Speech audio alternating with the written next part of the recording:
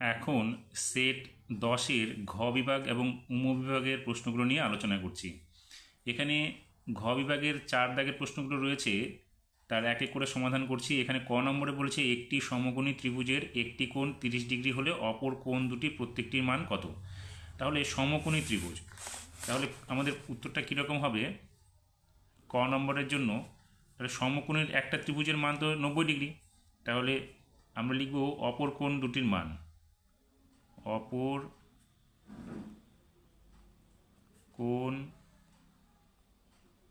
দুটির মান, একটা কোণ 90 ডিগ্রি হবে, আর একটা কী হবে, বাকি দুটো হবে 60 ডিগ্রি। তাহলে 90 ডিগ্রি থেকে আমরা 30 ডিগ্রি বাদ দিলে কত পাবো?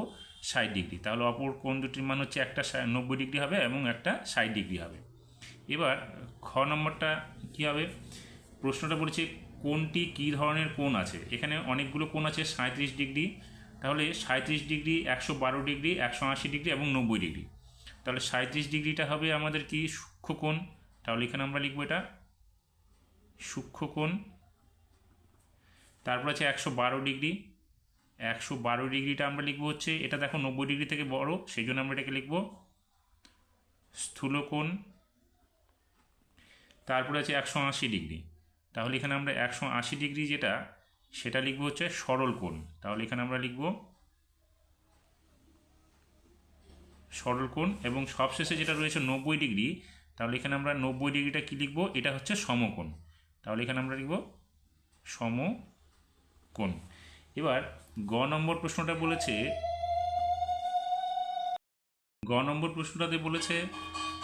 সমান্তরাল একটি ত্রিভুজের দুটি কোণের মানের সমষ্টি 120 ডিগ্রি হলে বাকি কোণটির মান কত।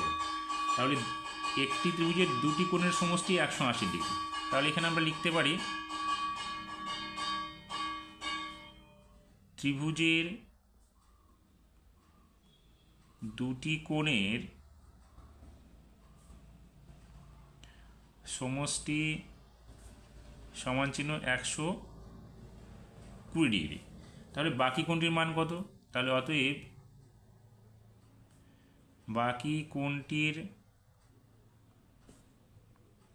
মান সমান চিহ্ন, দেখো তিনটি কোণের সমষ্টি হচ্ছে 180 ডিগ্রি, তাহলে আমরা এটা কী করবো? 180 ডিগ্রি থেকে 120 ডিগ্রিকে বাদ দিয়ে দেবো, তাহলে আমরা কত পাবো? 60 ডিগ্রি, অর্থাৎ বাকি কোণটির মান হচ্ছে 60 ডিগ্রি। এবার সমান্তরাল সরলরেখা কাকে বলে? তাহলে ঘ নম্বরটা সমান্তরাল সরলরেখা কাকে বলে? তাহলে আমরা লিখব সমান্তরাল সরলরেখা বলে আমরা একটা হেডিং করলাম। এবার সংজ্ঞাটা লিখছি। এবার লিখব একই সমতলে অবস্থিত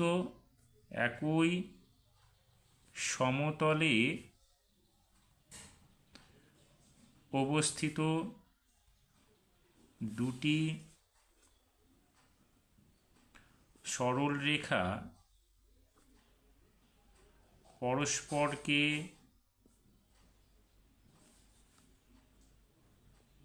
ছেদ না করলে ওই সরল রেখা দুটিকে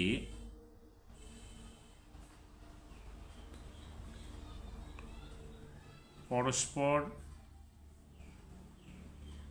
সমান্তরাল সরলরেখা বলা হয়। হয়ে গেল। এবার কি বলেছে? নাম্বারে বলেছে আমাদেরকে চাঁদার সাহায্যে 100 ডিগ্রি কোণ আঁকো এবং নাম দাও। তাহলে আমরা কি করব? প্রথমে একটা দাগ কেটে নেব। এখানে যে কোনো মাপের দৈর্ঘ্যের একটা আমরা দাগ কেটে নিচ্ছি এখানে। এবার এখানে আমরা একটা নাম দিলাম, সেটা নাম দিলাম এখানে বি, আর এখানে দিলাম সি। এবার 100 ডিগ্রি কোণটা আঁকতে গেলে আমরা ঠিক চাঁদাটাকে এখানে বসাবো। এখানে দেখো এই যে একটা কাটা চিহ্ন আছে এবং নিচের দাগের সঙ্গে আমরা ঠিক সরলরেখাটাকে এইভাবে মিলিয়ে দেব। এবার 100 ডিগ্রি আঁকতে গেলে 0, 10, 20, 30, 40, 50, 60, 70, 80, 90, 100, তাহলে 100 দাগের এখানে আমরা ঠিক পয়েন্ট করে নেব। এবার স্কেলের সাহায্যে সেই বিন্দুটাকে সঙ্গে বি বিন্দুকে আমরা যোগ করে দেব। তাহলে যোগ করব, তাহলে স্কেলটা বসালাম, বসিয়ে বিন্দুটাকে আমরা পেন্সিলের সাহায্যে মিলিয়ে এখানে একটা দাগ কেটে দেব। এবার এখানে নাম দিলাম আমরা এ, অর্থাৎ এখানে এ বি সি এটা হলো আমাদের 100 ডিগ্রি কোণ। তাহলে এখানে আমাদের হয়ে গেল 100 ডিগ্রি কোণ আঁকা। এবার আমাদের কি বলেছে, 4 নম্বরে বলেছে স্কেলের সাহায্যে 7.5 সেমি সরলরেখা আঁকো এবং তার নাম দাও। তাহলে আমরা কি করব এখন 4 নম্বরটার জন্য, তাহলে 7.5 সেমি সরলরেখা আঁকতে বলেছে এবং তার নাম দিতে বলেছে।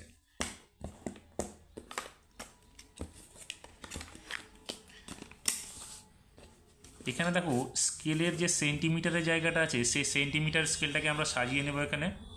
এবার 7.5 বলেছে, তাহলে এখান থেকে 0 থেকে কোনো 0 1 2 3 4 5 6 7, এই 7 সেন্টিমিটার এবং 8 সেন্টিমিটার মাঝে দেখা একটা বড় দাগ আছে, এই দাগটা আমরা এখানে পয়েন্ট করব। এখানে পয়েন্ট করে এবং এখানে 0 থেকে পয়েন্ট করে আমরা এই দুটো বিন্দুকে মিলিয়ে দেব। তাহলে এটা হয়ে গেল 7.5 সেমি অর্থাৎ 7.5 সেমি। এটার আমরা নাম দিলাম পি এবং কিউ। এখানে আমরা লিখে দেব 7.5 সেমি। হয়ে গেল আমাদের। এবার 5 দাগের যে প্রশ্নগুলো রয়েছে সেখানে কি বলেছে, 5 দাগের প্রশ্নগুলো আমাদের বলেছে 3 সেমি বৃত্ত ব্যাসার্ধের একটা বৃত্ত আঁকতে হবে এবং বৃত্তকে তার ব্যাসার্ধ, কেন্দ্র, যে এবং ব্যাস চিহ্নিত করতে হবে। তাহলে আমরা কি করব, 3 সেমি একটা দাগ কেটে নেব আগে।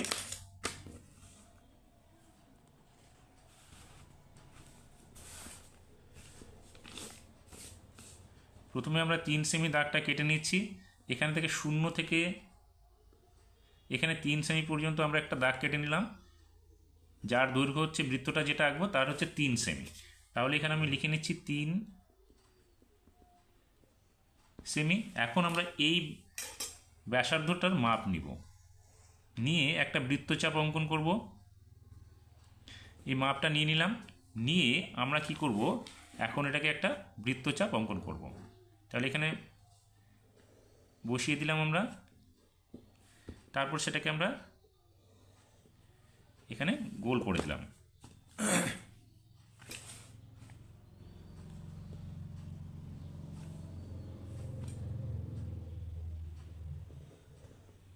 এই হয়ে গেল আমাদের বৃত্তচাপটা।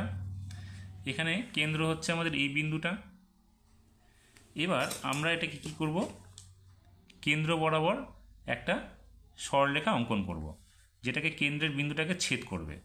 তাহলে এটাকে আমরা কি করলাম, কেন্দ্র বরাবর একটা দাগ দিয়ে দিলাম, আর একটা জ্যা দেখানোর জন্য এখানে একটা দাগ দিলাম আমরা। এবার এখানে কি কি বলেছে, আমাদের বলেছে কেন্দ্র দেখাতে। তাহলে আমরা এখান থেকে একটা দাগ টেনে এটাকে লিখে দিচ্ছি আমরা কেন্দ্র। তাহলে এখানে আমরা লিখব কেন্দ্র। তারপরে কি বলেছে, এখানে নাম দিচ্ছি আমরা একটা ও। এরপরে বলেছে ব্যাসার্ধ। দেখো ব্যাসার্ধ হচ্ছে এইটুকু থেকে এইটুকু অংশ হচ্ছে আমাদের ব্যাসার্ধ। তাহলে এটাকে আমরা একটা দাগ দিয়ে দিচ্ছি এখানে, এটা লিখে দিচ্ছি আমরা ব্যাসার্ধ। তারপরে বলেছে আমাদের জ্যা দেখাতে, তাহলে এই দাগটাকে আমরা জ্যা দেখানোর জন্য দাগ দিয়েছিলাম, তাহলে এটা আমরা লিখে দিচ্ছি এখানে জ্যা। এরপরে বলেছে ব্যাস চিহ্নিত করতে। ব্যাস হচ্ছে আমাদের পুরো অংশটা, এখানে কেন্দ্র বরাবর যে দাগটা রয়েছে সেই অংশটাই হচ্ছে আমাদের পুরোটাই ব্যাস। তাহলে এটাকে আমরা টেনে এখানে লিখে দিচ্ছি ব্যাস।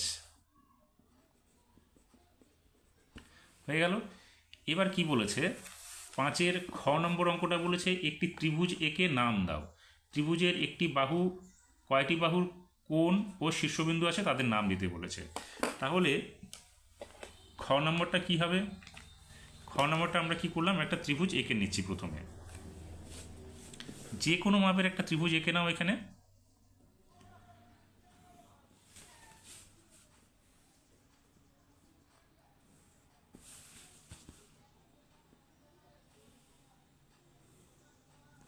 এখানে নাম দিচ্ছি আমরা পি কিউ আর।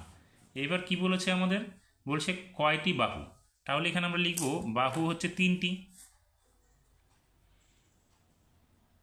বাহু সমান চিহ্ন কি 3টি, নাম দিচ্ছি আমরা পি কিউ। তাহলে পি কিউ, কিউ আর, এবং পরেরটা হচ্ছে কি P Q, P R, P R হয়ে গেল তিনটে বাহু। এবার কোণ, কোণ হবে আমাদের তিনটি, তাহলে কী কী কোণ হচ্ছে দেখো, পি কিউ আর, তাহলে কোণের চিহ্ন দিয়ে লিখব পি কিউ আর, পরেরটা হচ্ছে কিউ আর পি অথবা পি আর কিউ, তাহলে আমরা লিখছি পি আর কিউ, এবং সবশেষে যে কোণটা হবে সেটা হচ্ছে কিউ পি আর, তাহলে এটা হবে কিউ পি আর। হয়ে গেল, তাহলে আমাদের তিনটে বাহু তিনটে কোণ হলো। এবার কি বলেছে আমাদের, শীর্ষবিন্দু কয়টা, দেখো শীর্ষবিন্দু হচ্ছে এই দুটো বাহু অর্থাৎ পি কিউ এবং পি আর যেখানে গিয়ে মিলিত হয়েছে সেটা হচ্ছে শীর্ষবিন্দু। এখানে ক্ষেত্রে হবে পি কিউ এবং কিউ আর যে বিন্দুতে মিলিত হয়েছে সেটা হচ্ছে শীর্ষবিন্দু, তাহলে এখানে আমরা লিখব শীর্ষবিন্দু। তাহলে এখানে আমরা লিখছি শীর্ষবিন্দু, কী হবে, পি একটা হবে, কিউ একটা হবে এবং আর একটা হবে।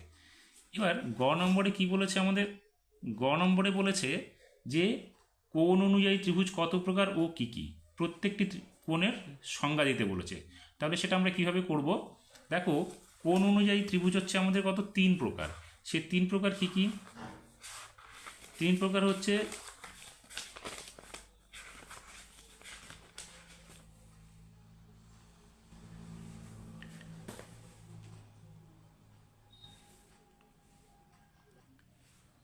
সূক্ষ্মকোণী ত্রিভুজ, সমকোণী ত্রিভুজ এবং স্থূলকোণী ত্রিভুজ।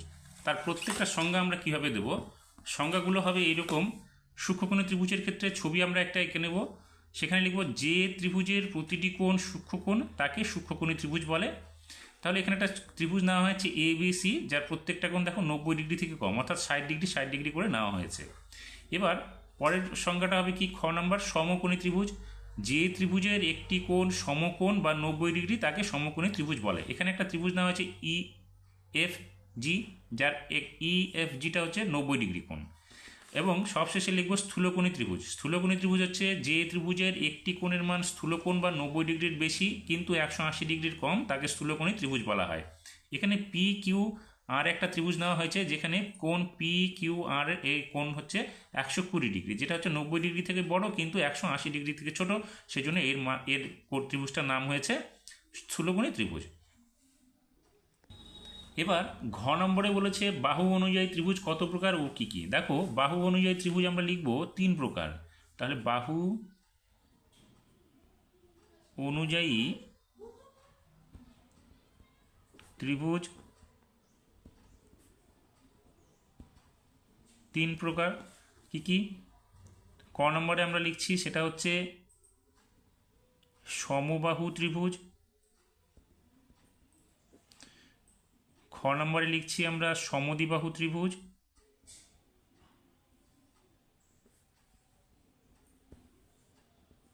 এবং গ নম্বরে আমরা লিখছি বিষমবাহু ত্রিভুজ।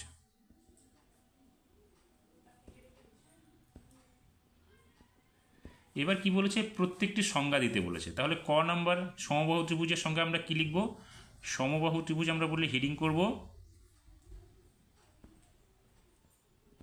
এবং সেখানে কি লিখব, যে ত্রিভুজের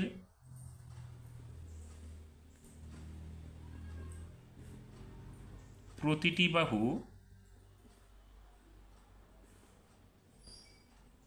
সমান তাকে সমবাহু ত্রিভুজ বলে। এবার খ নম্বরটা কি আছে আমাদের, সমদ্বিবাহু ত্রিভুজ, তাহলে এখানে আমরা লিখব সমদ্বিবাহু ত্রিভুজ।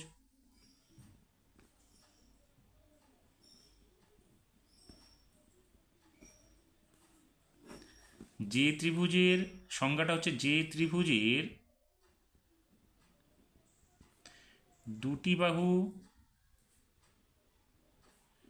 সমান সেই ত্রিভুজকে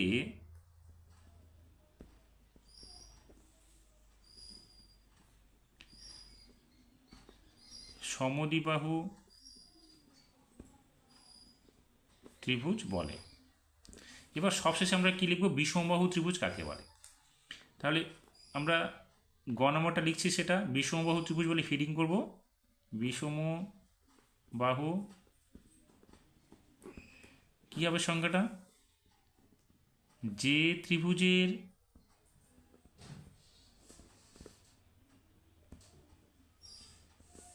প্রতিটি বাহু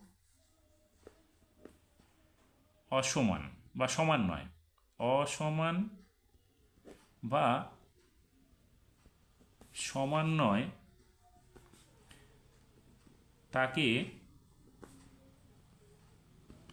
বিষমবাহু ত্রিভুজ বলে। তাহলে এইভাবে আমাদেরকে যে জ্যামিতির বিষয়ের যে প্রশ্নগুলো আসতে পারে তার প্রত্যেকটি সমাধান করতে হবে।